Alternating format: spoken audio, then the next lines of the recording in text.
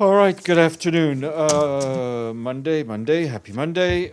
Just want to remind you, as you already know, but for those of you maybe following online, there'll be a briefing by the President of Security Council for the month of October, and that is the permanent representative of Brazil, exactly, Ambassador Sergio Franca Danese. He will brief you on the program of work. My understanding is that Monica will not be briefing this week for the President of the General Assembly.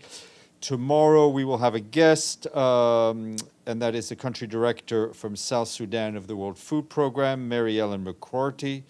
She will join us virtually from Juba to brief you on the humanitarian situation there. You may remember that Mary Ellen used to be posted in Afghanistan and had briefed you on that as well. At 1:30 p.m., we expect a briefing by Reem Al-Salam, the Special Rapporteur on Violence Against Women and Girls, its causes and consequences, and that is, she'll brief you following the presentation of her report to the third committee of the General Assembly.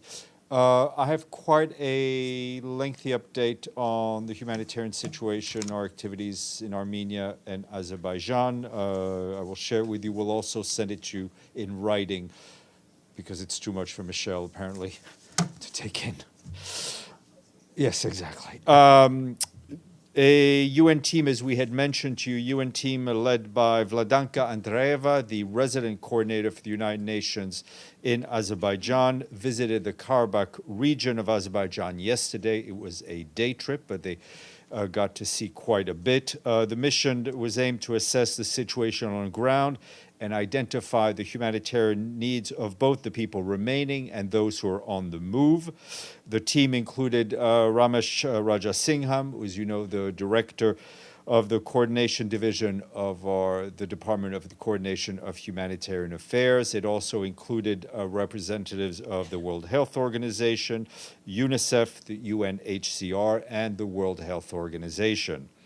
The mission visited the city of Karendi, where the team met with people and community representatives and was able to see firsthand for themselves the situation regarding health and education. In parts of the city visited by the team, they saw no damage to civilian public infrastructure, including hospitals, schools, and housing, or cultural or religious infrastructure. However, no shops seemed to be open. The mission also saw that the government of Azerbaijan was preparing for the resumption of health services and some basic utilities in the city. The team also heard from representatives of communities that between 50 and 1,000 ethnic Armenians remain currently in Karabakh. Our colleagues were struck by the sudden manner in which the local population fled their homes and the suffering that experience must have caused them. They did not come across any reports either from the local population or from others of violence against civilians following the latest ceasefire. No destruction of agricultural infrastructure or dead animals was seen by members of the UN team. The team stressed the need to rebuild trust and confidence, adding that this will require time and efforts on all sides. They also drove down the Lachin Road up to the border crossing with Azerbaijan, a journey which has been taken by more than 100,000 ethnic Armenians in the last few days, and the team did not come across any civilian vehicles. While the driving through Agdam, which is part of the territories regained in 2020, members of the UN team did observe destruction as well as reconstruction efforts that are being made by the government of Azerbaijan. The UN team plans to continue to regularly visit the region. Meanwhile, we are also responding, of course, to the needs of new arrivals at reception centers in Armenia. Over the weekend, trucks with supplies from the UN refugee agencies have arrived in Armenia. Our colleagues are telling us that the cargo contains warm blankets, mattresses, folding beds, hygiene items, and other assistance for the refugees that have been taken in by host communities. In addition, 15 trucks from UNHCR are expected in the coming days, bringing more items like blankets, beds, and kitchen sets for about 7,000 refugees in total. For its part, the World Food Program has provided more than 5,000 meals in a registration center areas in the past few days, as well as lunch boxes for about 600 refugees in Kapan and Parakar registration centers. In response to government requests, the World Food Program distributed 4,000 family food parcels in the Syunik, to the Syunik authorities to address the food requirements of impacted people. An additional 3,500 parcels to assist 14,000 people are being procured to support the next phase of the response in coordination with the government. Also today, the UN Children's Fund said they have delivered the first batch of life-saving medical supplies to Armenia's National Center for the Provision of Medicines and Medical Supplies. This includes crucial items like bandages, syringes, and various medications, including antibiotics and anti-inflammatory medication. The UN Population Fund, for its part, is delivering essential hygiene items to refugee women and girls in a number of regions in Armenia. In partnership with the Ministry of Health, UNFPA has distributed enough reproductive health kits to meet the needs of 150,000 people in the regions of Syunik, Tavush, and Gergerkunik. The agency is also trained 35 local partners on how to respond to gender-based violence, and it plans to set up safe spaces for survivors to access medical and mental health services. As I mentioned, this is going to be shared with you very briefly. Turning to Libya, Abdoulaye Bathily, the special representative of the Secretary General for Libya and head of our political mission there, said today he is very concerned about the emergence of unilateral and competing initiatives from various Libyan actors and institutions regarding the reconstruction of Derna and other flood-impacted areas. He said that these unilateral efforts are counterproductive, deepen existing divisions in the country, and impede reconstruction efforts, and are at odds with the outpouring of solidarity, support, and national unity shown by Libyan people from all over the countries in response to the current crisis. The UN mission in Libya calls on all relevant Libyan national and local authorities and Libya's international partners to facilitate agreement on a unified and coordinated Libyan response, a national mechanism to direct recovery and reconstruction efforts. Mr. Bathily urged leaders in Libya to rise above divisions and come together to agree on a unified response for the reconstruction for the good of all people in Libya. Turning to Yemen, the Special Envoy for Yemen and Secretary General Special Envoy for Yemen, Hans Grunberg, was in Qatar. He finished up his visit today. There he discussed with officials the importance of further consolidating regional and international support to UN mediation efforts in Yemen, as well as progress to support the parties to commit and implement a nationwide ceasefire. In Qatar, Mr. Grunberg also participated in the launch of a think tank entitled the Global Institute for Strategic Research. He deliberated with experts over viable entry points for collective action to address peace-building and reconstruction challenges in Yemen. Turning to Burkina Faso, where our friends at UNICEF highlight the fact that with the new school year starting, more than 6,000 schools remain closed because of violence and insecurity in parts of the country. That is 1 in 4 schools in Burkina Faso now closed, and it impacts over 1 million children. In addition to this, at least 230 schools are also currently serve as temporary shelter for more than 52,000 displaced people. Despite the difficulties, UNICEF says that more than 3.8 million girls and boys are going to school today, including in regions impacted by conflict. Our colleagues are working with the Ministry of Education, have helped over 760,000 children through formal education, accelerated schooling strategies, vocational training, and education by radio. As a reminder, about 5.5 million men, women, and children need humanitarian assistance in Burkina Faso, and within that 5.5, there are 3.2 million children. UNICEF's requirement for the country, which is over $226 million, is only 13% funded, and the overall humanitarian assistance request for Burkina Faso is only 32% funded. I have been asked about the situation in Guatemala, and I can tell you the Secretary General is alarmed by the recent action of the Public Prosecutor's Office in Guatemala that threatened confidence in the democratic process. He calls on all actors to uphold the rule of law and democratically express will, ensuring that the freely elected authorities take office on January 14th, 2024. Today is the International Day of Nonviolence, which is also the birthday of... Yes, very good, Benno. It is the birthday of Mahatma Gandhi, and that's why it's the International Day of Nonviolence. In his message, the Secretary General says, on this day, we commemorate the values of Gandhi, the values that Gandhi championed: mutual respect and understanding, justice, and the power of peaceful action. Today is also World Habitat Day, and on this day, the Secretary General calls on everyone to pledge to build an inclusive, safe, resilient, and sustainable human settlements for everyone, everywhere. Lastly, senior personnel appointment. Our colleagues in the Development Coordination Office tell us that a new resident coordinator for the United Nations system in the Lao People's Democratic Republic is now confirmed. Secretary General has appointed Bakhodier Burkanov of Uzbekistan as the new resident coordinator, and his appointment has now been confirmed by the host government. Mr. Burkanov has over 25 years of experience in the UN system, most recently in the Development Coordination Office. He will support the government and all people in Lao PDR to turn the commitments made at the recent SDG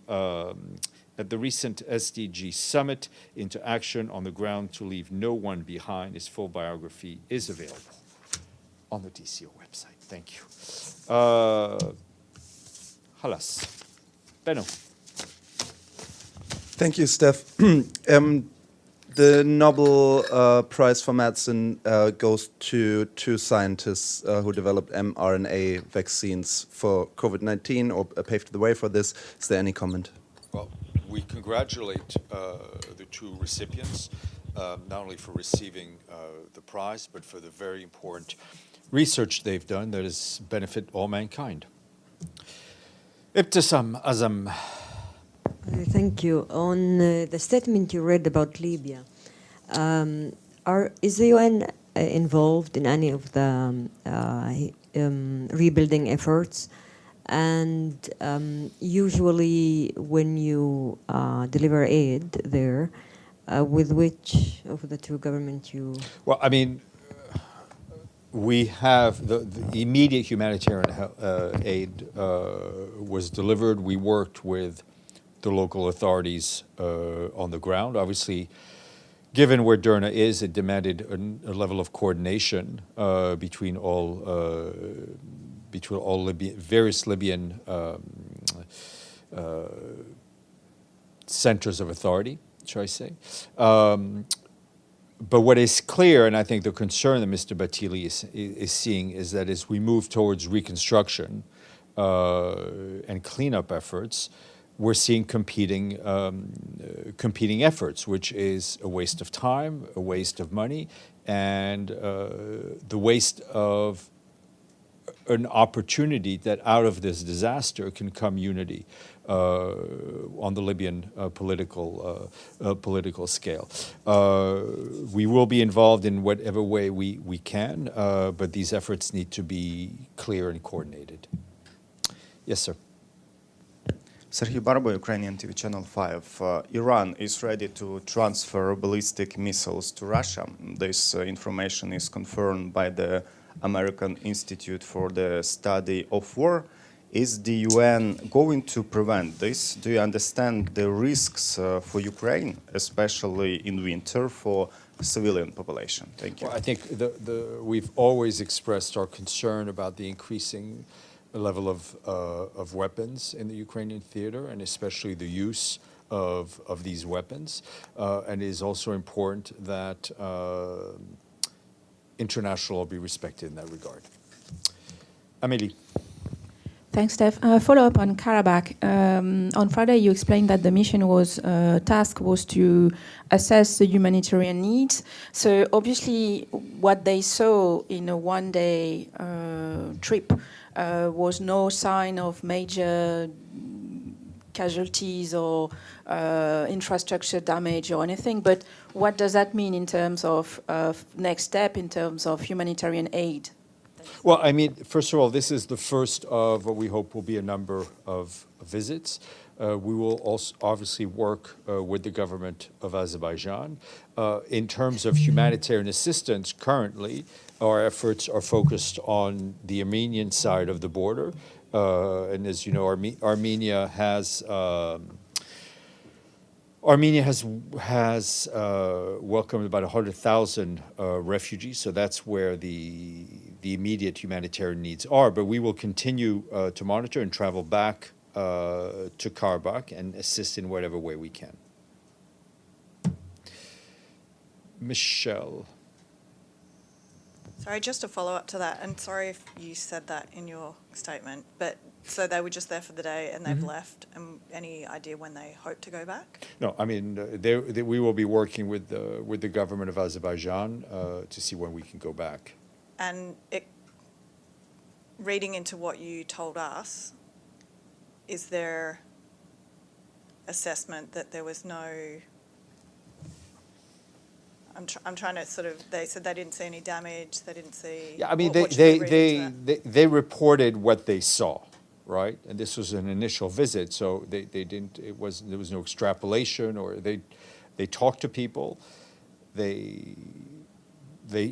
What they saw was, as I said, from where they were, that there was no destruction of a major civilian infrastructure, of religious infrastructure, of health and schools. And I think they were struck by how quickly people had moved out. Joe and then Yvonne. Were there any restrictions placed on the team in terms of where they could visit? Not that I'm aware. Yvonne. Thanks. My question is on Haiti, the resolution coming before the Security Council this afternoon.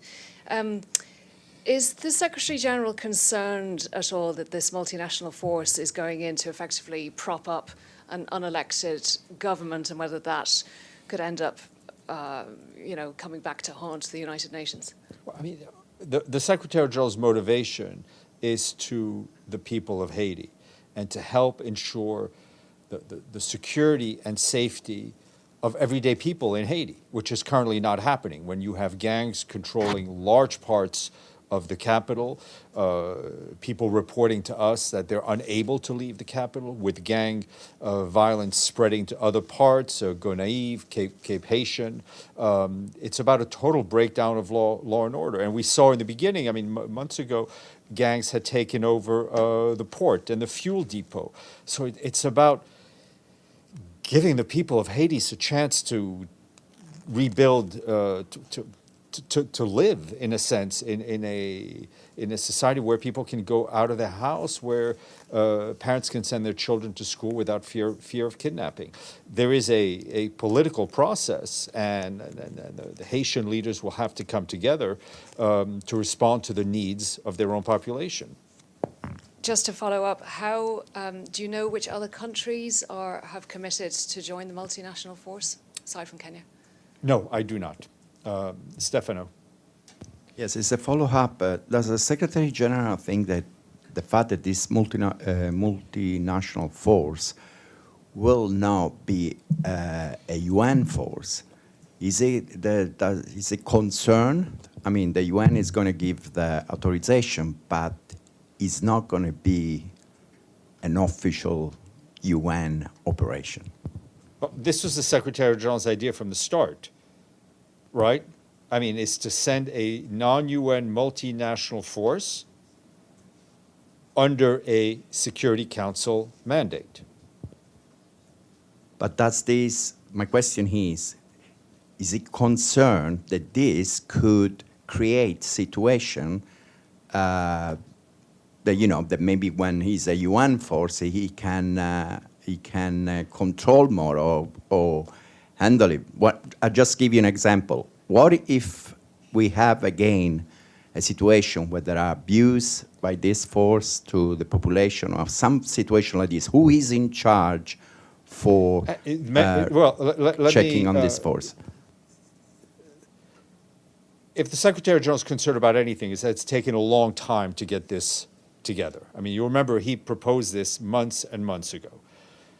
There's an international process. We fully understand it's not easy. We're also asking member states to send in their own citizens into a very difficult and challenging environment with real life and death risks. So we understand this could take a long time. There are political and logistical implications. Whoever winds up going, right? Whichever member states wind up sending police officers or others there, they will have to live up to the highest standards, human rights standards and behavior. And those member states will remain responsible for the actions of their citizens that they send under within this force under a Security Council mandate. Margaret Bashir. Thank you. Just one more on that. Has the Security Council indicated to the Secretary General how long they think it would take to get this force deployed once it's approved? Because it seems to be, it's a foregone conclusion that it's going to be approved. So how long? I think we, boots on the will, ground? again, this will not be managed by us, but obviously it will likely take a little bit of time. I mean, just based on our own experience from putting together peacekeeping forces, that it may take a little bit of time, but I think that's a question you need to ask the Kenyans and others of how long you think it will take them to start deploying people initially.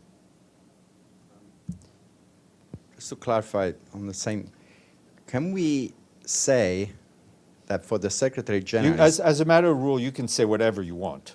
Well, I I'm believe trying in your to freedom to ask and say whatever you want, I'm Stéphane. trying to interpret what you just said before. Can we say that for the Secretary General is better than nothing, means it is important that the force goes there to This is what, it's better than nothing. This was what the Secretary General proposed. I right? This is understand. one of the- No, what I'm trying to say is the I Secretary... mean, we're not going to start to poo-poo what the Security Council did when... The point is, if he I- could I- have it his way, if he could have gone faster, would he have preferred a UN force? If he had preferred a UN force, he would have said so. Okay.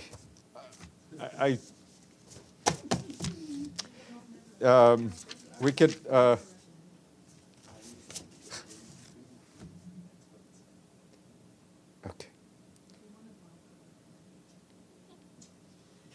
Is Michelle doing a better job than me at explaining? Yeah, apparently. Apparently not. Okay. Well, I can't help you. Well, as I used to tell my children, you get what you get and you don't get upset. Okay. On that note, we will leave you with the presidency soon enough. Hasta la vista.